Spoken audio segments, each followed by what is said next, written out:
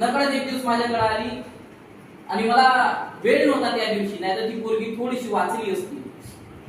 मी निघून गेलो, म्हटलं बेटा मी 2-4 दिवसांना भेटल. कदाचित तिची पॅरेंट्स तिच्या सोबत आले होते, मला माहिती त्या दिवशी काय होणार आहे. त्याच्या दुसऱ्या दिवशी मला तिच्या पॅरेंटचा कॉल आला आणि तायडे सर कुठे आहे. म्हटलं भाऊ मी प्रोग्रामला आलो. तर ते रडायला लागले. म्हटलं काय रडताय. ते म्हणे सर काल तुमच्याजवळ गॅससाठी आलो होतो की माझ्या मुलीला समजून सांगा. म्हटलं एक्झॅक्टली झालं काय.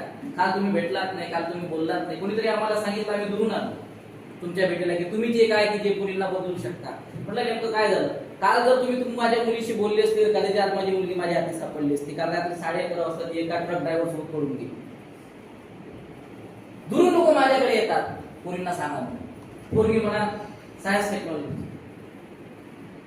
आकर्षण आहे, वय आहे, तुम्ही किती काही दाखवून ठेवलं तरी जमत नाही.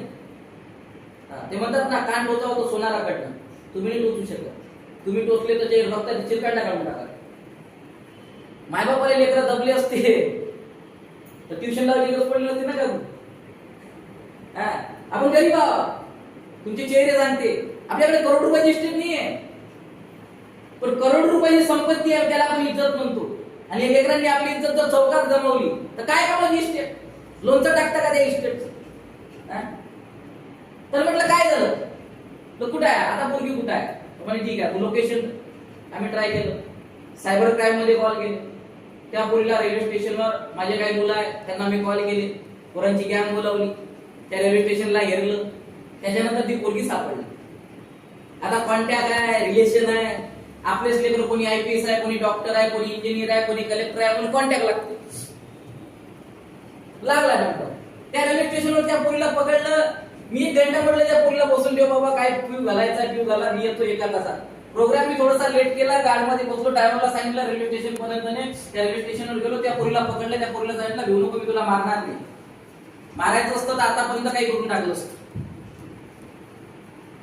आपल्याला कोणाची भीती नाही आहे. जे लेकरं मायबापाची किंमत करत नाही आपल्याला स्वतःला गोडीला उडवायला पाहिजे. किंमत इम्पॉर्टंट आहे.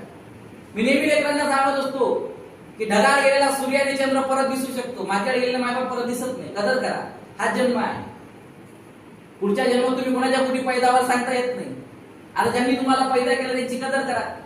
आपण 2 लोकांची कदर सोडून बाकी सगळ्याच्या कदरा करतो. लेकरावे लक्षात ठेवा, सगळ्याच्या कदर करतो. मित्र मैत्रिणी सगळ्याच्या कदर 2 लोकांच्या कधीच नाही करत. एक बाप आणि माय. जाणीवच नसते ना आपल्याला. आपल्याला वाटतं सगळं ऐकत आहे, इन्स्टंट भेटते आपल्याला. तर त्या पोरीला विचारलं काय बाबा तू एवढं मोठं पाऊल का उचललं. सुशिक्षित पोरगी आहे, साक्षर आहे, तुझं ड्रीम आहे, का उचललं. तर माझ्या मायबापाने माझ्यासाठी काय केलं. म्हटलं मग यानं काय केलं टोणग्यानं केलं. तर यानं म्हटलं म्हणजे तुझ्यासाठी काही पण. म्हटलं तुझ्यासाठी काय पण म्हटलं केलं काय. तुझ्यासाठी काही पण त्याला त्याच्या मायबापासाठी काही करू शकला. तो तर ट्रक ड्रायव्हर आहे. जो बापासाठी माझ्यासाठी काही करू शकत नाही तो येलपट त्यासाठी काय करणार. नाही समजलं तिला, घरी आणलं. तिला म्हटलं मी एक उदाहरण तुला देतो, त्याच्यानंतर जर परिवर्तन झालं तर थांब, नाही तर तुझं लग्न करून देतो त्याच्यासोबत. कुणाची ताकद नाही. म्हटलं रवींद्र दाढी बोलल्यानंतर त्याला क्रॉस केलं. आजपर्यंत 13 वर्ष 1 करोड लोक मला भेटले, पण रवींद्र दाढीला कोणी क्रॉस करायची हिंमत नाही केली. सत्य बोलतो, खरं बोलतो, वाईट बोलतो. त्या पुरीला सांगितलं मला सांग तुझ्या घरात कोणाचं लग्न झालं. बाप म्हणजे काय त्या पुरीला मी समजून सांगितलं. म्हटलं तुझं लग्न करायचं. लहानपणापासून आपला बाप आपल्याला शिकवते, काबाड कष्ट करते, मेहनत करते, पोरगी लग्नाला येते. लग्न करायचं म्हटल्यानंतर बापाच्या डोक्यात शिल्का निघायला लागते. पैसा राहत नाही कारण शिक्षणाला लागलेला असतो. तो 10 घरी जातो, कुत्र्यासारखा भीक मागतो. पोरीचं लग्न करायचं आहे, पैसा द्याल का. वापस कर. लोक कसे कसे करून हो म्हणतो. पहिल्यांदा आपला बाप भिकारी होताना मी पाहतो, सगळ्या त्याच्याकडे, पण पोरीचं लग्न करताय म्हणून तो 10 लोकांना कर्ज मागतो. तिथं आपला बाप कर्जबाजारी दिसताना मी पाहिजे. पोरीच्या लग्नाच्या पत्रिका टाकतो आपला बाप. लक्षात घ्या सगळ्या पोरी इथं बसल्या आहे आमटे हो. मी 7 दिवशी असं शिकवले ना का वाईट वाटून काही. मला मायबाप विषयी कदर आहे. लेकरांना मी असं शिकवतो. मला मी कोणी 1 लाख रुपये महिना देत नाही. 1500 रुपयात मी फक्त क्लिअर करून देतो की बाप म्हणजे काय, माय म्हणजे काय. मला बाकी काही घेणं नाही आहे. मला असं वाटतं आपल्या लेकरांमध्ये परिवर्तन झालं पाहिजे. मायला देवी मानलं पाहिजे, बापाला देव मानलं पाहिजे. वसुंधरा कार्यक्रम आपला. मला बाकी काही घेणं नाही. तुमची लेकरू डॉक्टर बनेल काय, इंजिनियर बनेल काय, कलेक्टर बनेल काय, ते तुम्ही बनवा. पण तुमच्या मायबापाचं खरं लेकरू तुमचं लेकरू बनलं म्हणजे नाही झालं. यासाठी मी इथं उभा आहे. तर बाप पत्रिका टाकते. ऐका, पत्रिका छापल्यानंतर तो लोकांकडे भिकार हरका जातो. पत्रिका घ्या, पोरीचं लग्न आहे, लग्नाला येता बरं. उन्हातानात फिरतो, उपाशी तापाशी प्रत्येकाच्या घरी पत्रिक देतो, ज्याच्यासोबत पटत दिसायला तिथेही जाऊन पत्रिक देतो. पोरीचं लग्न आहे जा. तो बाप पण पाहिजे गेले मला माहित नाही.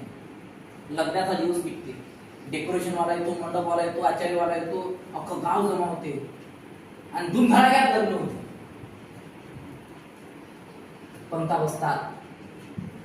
पंक्ता बसल्यानंतर प्रत्येक पंक्तीत आपला बाप फिरत असतो. भाजी कशी झाली, गुंडा कसा झाला, बर्फी कशी झाली, चांगला झाला ना, पाहुणा कसा आहे, जवळ चांगला आहे ना, पुरीचं लग्न आहे, ते कमी तर नाही ना, ठीक आहे. उपाशी आपला बाप पुरी सकाळपासून त्याच्या पायात आळ्या पडतो, दुपट्टा बांधलेला आहे कमरीला, फिरत आहे हनुमानासारखा, मॅटासारखा फिरत आहे आपला बाप. कोणीच पाहत नाही तो बाप. जेवण होते, सगळं होते. कन्यादानाची वेळ येते, संध्याकाळी 5-5:30 वाजते. पुरीचा कन्यादान होते. पोरगी मंडपाच्या बाहेर येतो, नवरदेव नवरी गाडीत बसतात. त्यावेळेस आई वडिलांची भेट घ्यायची वेळ येते. पोरगी आईला चिपकते, ढसाढसा रडायला लागते, कारण आता पोरगी परकी होणार आहे. आई पण रडायला लागते. पोरगी आजीला चिपकते, आजी रडायला लागते. बहिणीला जवळ घेते, बहिणी रडायला लागते. भावाला जवळ घेते, भाऊ रडायला लागते. बापाची वेळ येते, बापा जवळ जाते, बापाच्याकडे भेटते, बाप रडत नाही. पोरगी ढसा रडते, बाप रडत नाही. बाप न रडताना पण पोरीला वाईट वाटली, मी बापाची पोरी आहे, मला माझ्या बापानं लाडा कौतुकानं वागवलं, माझ्या वडिलांना त्रास नाही होत आहे का, मी आज जात आहे, आज मी परकी होत आहे, एवढं सगळं माझ्या वडिलांनी केलं, पण माझा बाप रडत नाही. तो बाप त्या पुरीच्या डोक्यावर हात ठेवते, बेटा जा, छान राहा, सगळं व्यवस्थित का. तरी पोरगी रडते, गाडीत बसते, निघून जाते. पोरीला दूर जाताना कोण बापाचं हृदय कापल्या जाते, आतून रड येतो, घुमरडा फुटतो. बाप मंडपात येतो, पैसे खिशात हात टाकतो. मंडपवाल्याला म्हणतो, दादा किती झाले सांगा, आज पैसे उद्या दिल्याची गॅरंटी नाहीये. तो आचार्यवाल्याकडे जातो, आचार्यवाल्याला म्हणतो आज पैसे उद्या दिल्याची गॅरंटी नाहीये. तो डेकोरेशन वाल्याकडे जातो, डेकोरेशन वाल्याला म्हणतो आज पैसे उद्या दिल्याची गॅरंटी नाही. सगळ्यांचे पैसे तुम्ही पोरी, आपला बाप भिकारी होतो. सकाळपासून पैसे आपला बाप जेवला नाही, सगळ्याचे पैसे दिले, राबला, मॅटासारखा, भिकाऱ्यासारखा, पागलासारखा. संध्याकाळच्या पायात आड्या पडतो, घरी येतो आड्या पडत. दरवाजा बायको उघडते, बायकोशी बोलत नाही, डोळ्यात पाणी असते, घुमटा फुटलेला असते, आतून रडत असतो. हॉलमध्ये आल्यानंतर डायरेक्ट त्या पुरीच्या रूम मध्ये जातो. पुरीच्या रूम मध्ये गेल्यानंतर दरवाजा बंद करतो. दरवाजा बंद केल्यानंतर त्या पुरीचा फोटो घेतो आणि त्या फोटोला हाती घेऊन शात्याशी लावतो. आणि शात्याशी लावल्यानंतर त्यावेळेस एका लेकरासारखा ढसा रडताना तो लेकरासारखा बाप मी पाहिला. तरी पोरी म्हणते माझा बाप आमच्यासाठी काय. बापाला रडताना कधीच कोणी पाहत नाही. आपण आपल्या बापाला दगड समजतो, आपण आपल्या मायले मॅट समजतो. आपले मायबाप मॅट असते इथपर्यंत आपल्याला आणलं असतं का, की लेकरांना कोण शिकव. जेव्हा मी त्या पोरीला सांगितलं खूप रडली बिचारी. त्याच्यानंतर तिने एक शपथ घेतली की तायडे सर 2 दिवसा अगोदर मला सांगितलं असतं तर मला हे पाऊल उचलायची गरज पडली नसती. बेटा म्हटलं माझे प्रोग्राम्स असतात, तेवढा वेळ माझ्याकडे नसतो. शपथ घेतली, त्यानंतर पोरगी शिकली. आज पोरगी सॉफ्टवेअर इंजिनियर आहे, 2 ते 3 लाख रुपये महिना कमवते. बनली ना इंजिनियर, बाप समजला म्हणून बनली ना, माय समजली म्हणून बनली ना. हे कोण शिकवतो तुमच्या लेकरांना? नुसतं स्कूल आणि कॉलेजमध्ये गेल्यानंतर जर लेकर घडली असते साहेब, तर लाचारी, बेकारी, भिकारी, बलात्कार, अत्याचार, व्यभिचार काय वाढला असतं.